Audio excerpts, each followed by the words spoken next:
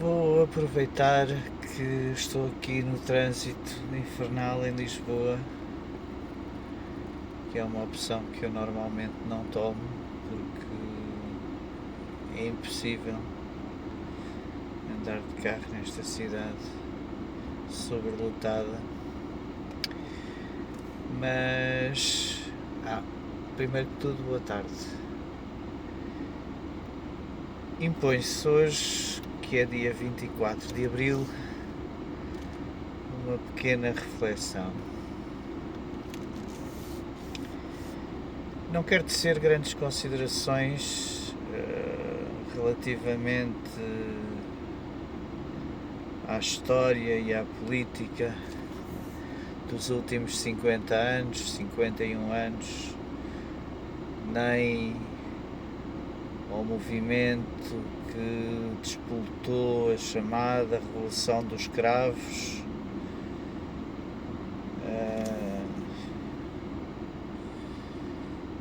cravo-flor, bem entendido, porque há outros cravos que servem para ferrar bestas e para nos crucificar.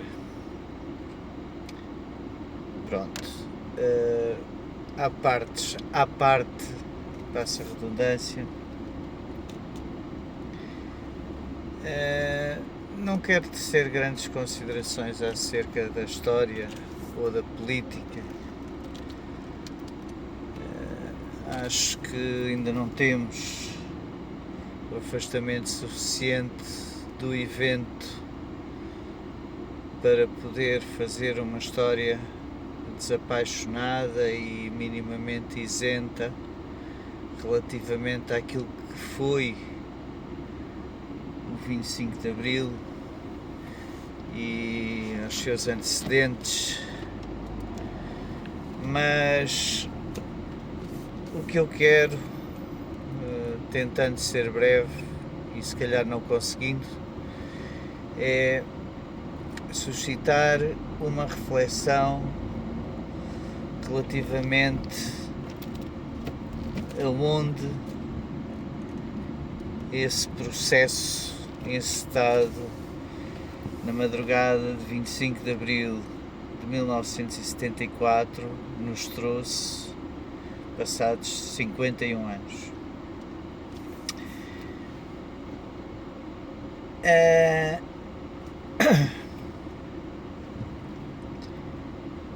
Somos hoje um país, uma nação cheio de problemas. Ao longo dos últimos 51 anos fomos paulatinamente descaracterizando o que havia de mais intrínseco, diria eu, na sociedade portuguesa e naquilo que isso significa, ou seja, o que é que significa ser português. Temos um país parado, com uma economia pífia, sem estratégia para coisa nenhuma. Não existe uma estratégia para a economia, não existe uma estratégia para a educação, não existe uma estratégia para a reforma do Serviço Nacional de Saúde, e todas estas áreas estão num estado, não vou dizer caótico, antes de aplicar o termo calamitoso.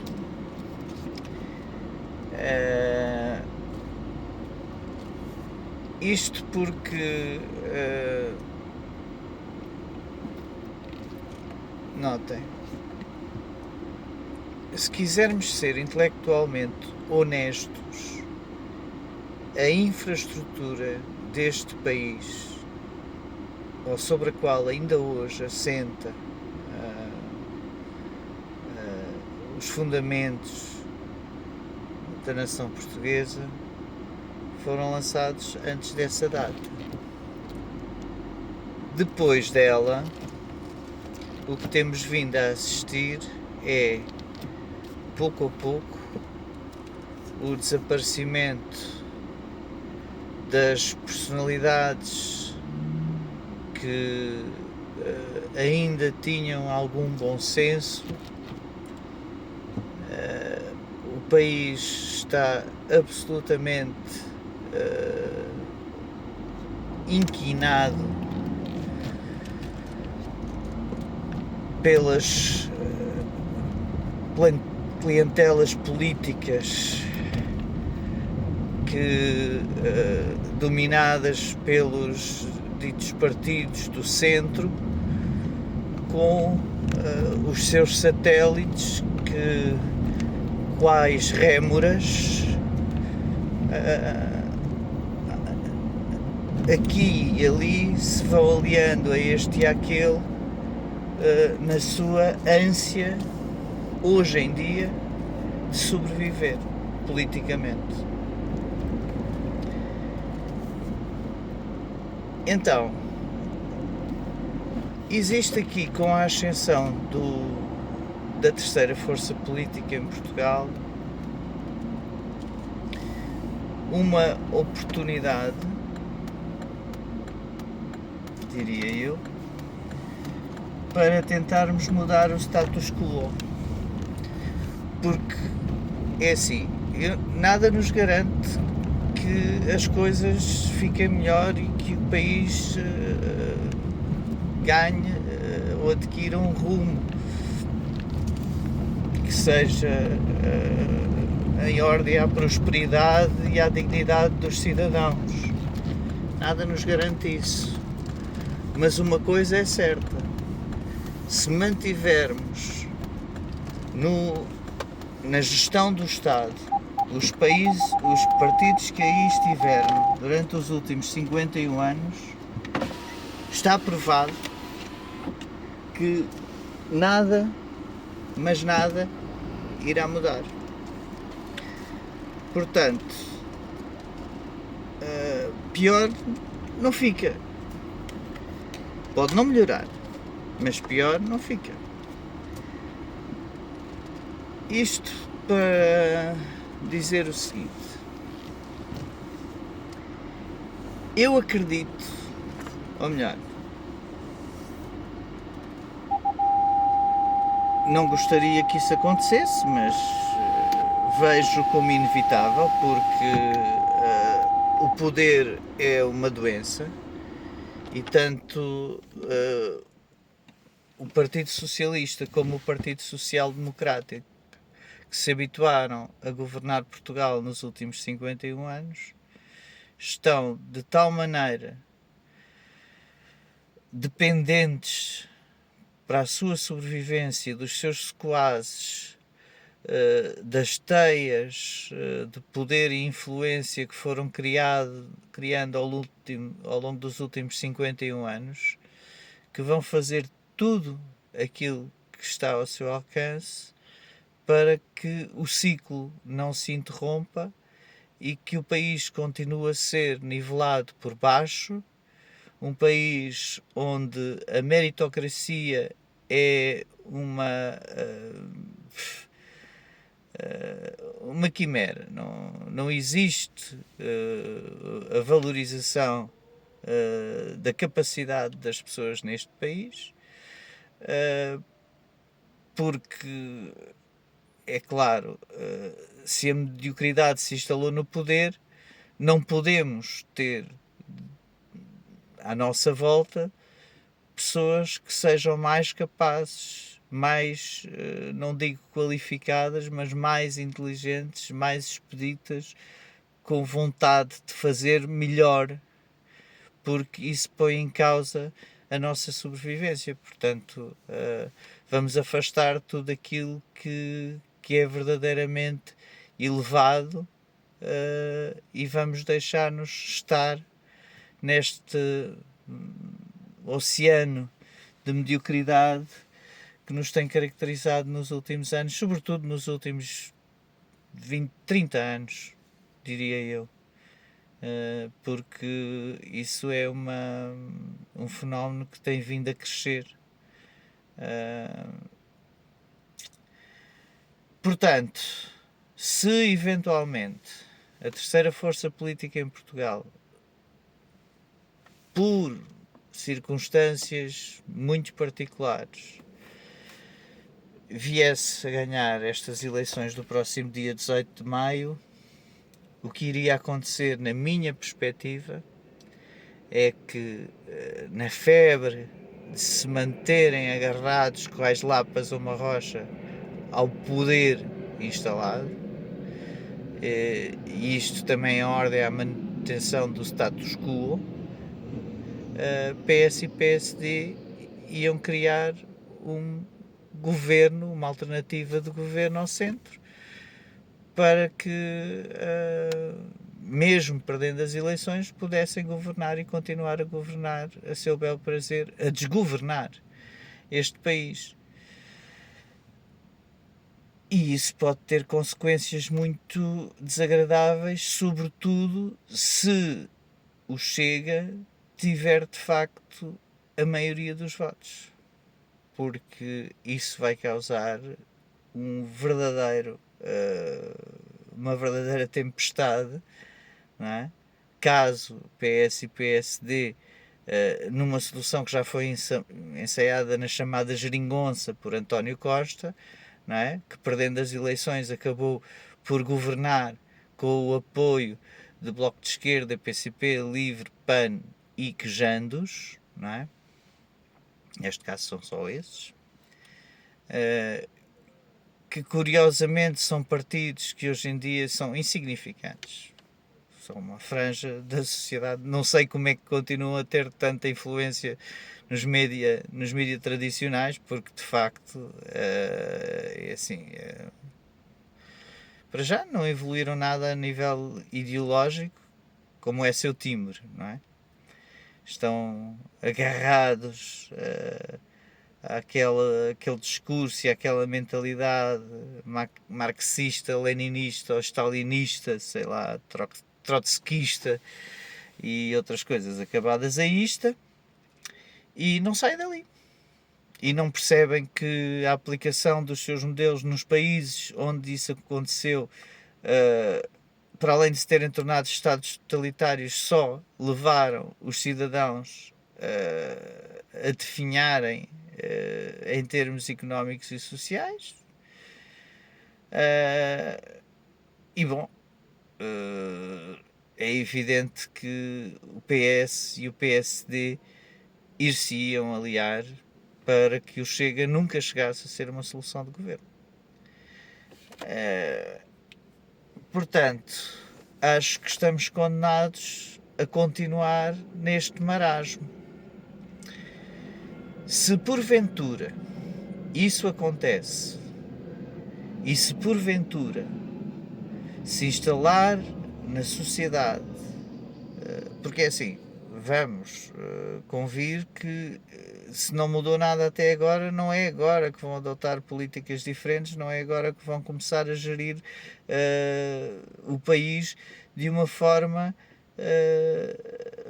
radicalmente oposta, não é? Vão continuar neste ramo-ramo, nesta mediocridade que está instalada, e não vamos sair daqui. E mesmo as pessoas que votaram nesses partidos, eventualmente, que são os principais beneficiários, há pessoas que votam só porque adotam uma postura clubística relativamente à política e portanto são do PSD, outros são do PS e são indefectíveis, não votam noutra coisa, nem sabem porquê, é porque é assim. E envenenados pela propaganda que tem sido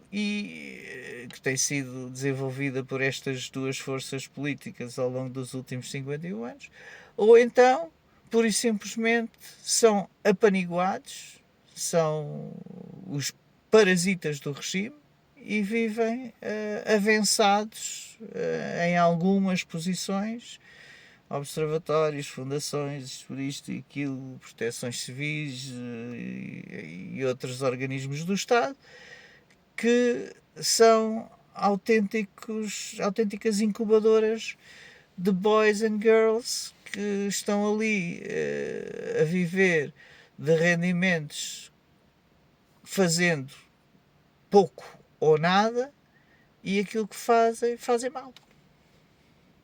Como é que se chega a esta conclusão? É simples. Pois, se tudo está pior do que de antes, não é? É porque alguém não fez o seu trabalho competentemente. Ou muita gente não fez o seu trabalho competentemente. O descontentamento vai começar a instalar-se, porque, sobretudo, as pessoas que votaram e irão votar no Chega não vão querer dar a vitória de mão beijada. Vão querer ter uma palavra a dizer, e isto, em termos sociais, pode ser muito complicado. Pode ser mesmo muito complicado. Sobretudo num país que hoje em dia acolhe, vamos pôr as coisas assim, em traços largos,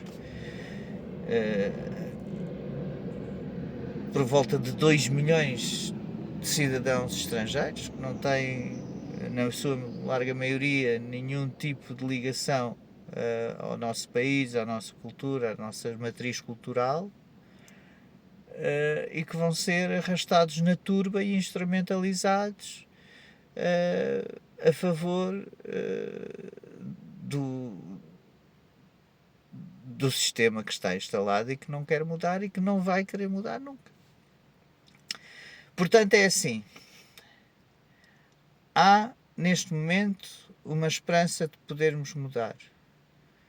Mas eu não acredito que quem tem, no final das contas, poder para que a democracia verdadeiramente funcione, deixe funcionar. E por isso,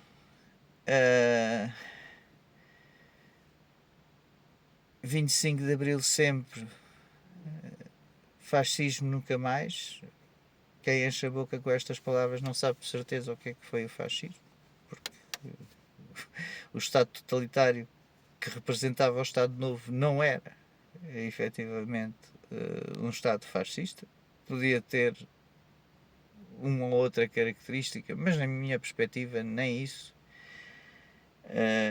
Agora que era uma ditadura tradicionalista, conservadora, isso sim. Nacionalista, sim. Claro que sim.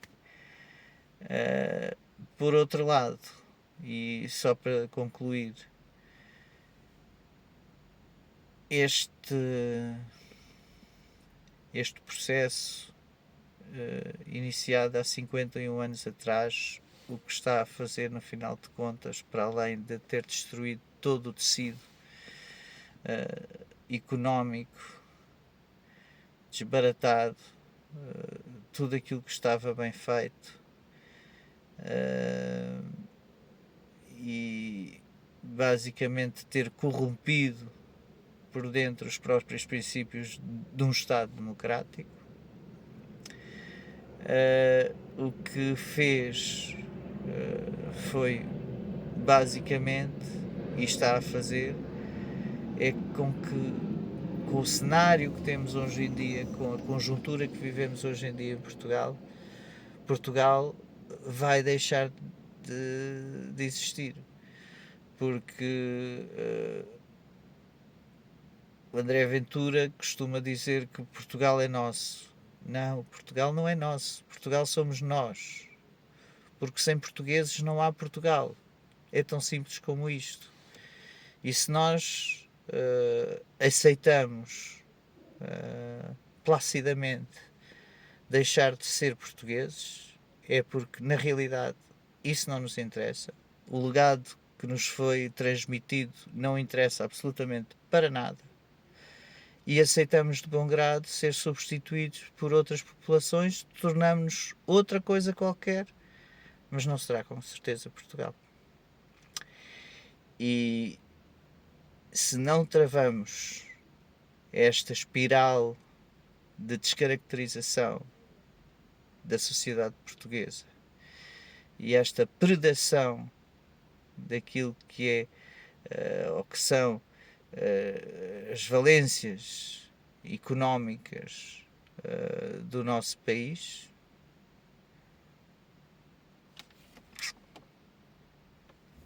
acabou-se.